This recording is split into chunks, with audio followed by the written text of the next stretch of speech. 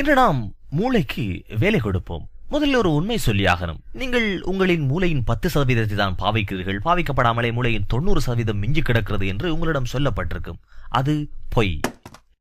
நீங்கள் மொத்த மூளையையும் பாவித்துக் கொண்டுதான் இருக்கிறீர்கள்.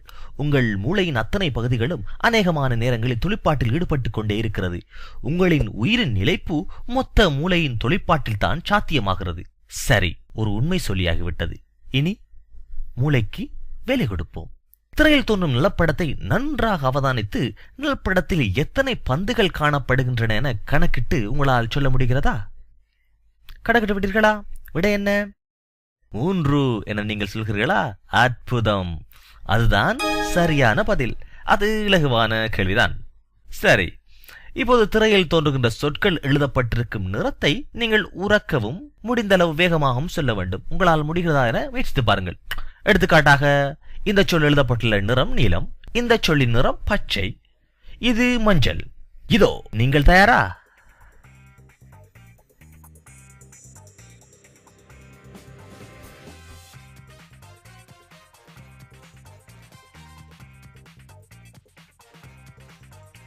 இப்போது சின்ன ஒரு மாற்றத்தோடு நீங்கள் மீண்டும் உங்களால் சொல் எழுதப்பட்டுள்ள எழுத்துக்களின் நிறங்களை விரைவாகவும் உறக்கவும் சொல்ல முடிகிறதா என பாருங்கள். நீங்கள் சொல்ல வேண்டியது சொற்கள் எழுதப்பட்டுள்ள எழுத்து நிறத்தை என்பதை மறக்காதீர்கள். சரி, முயற்சித்து பாருங்கள்.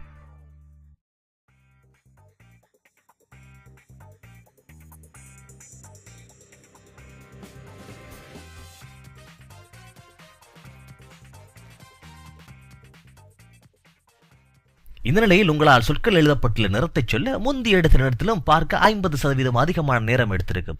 இந்த நிலை ஸ்ட்ரூஃப் எஃபெக்ட் எனப்படுகிறது.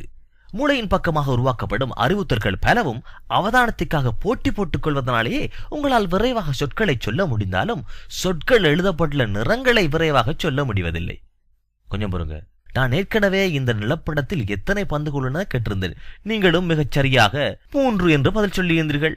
ஆனால் இந்த நிலப்படத்தில் உள்ளவருக்கு மேலதிகமாக காதொன்று இருப்பதை அவதானித்தீர்களா? மீண்டும் பாருங்கள்.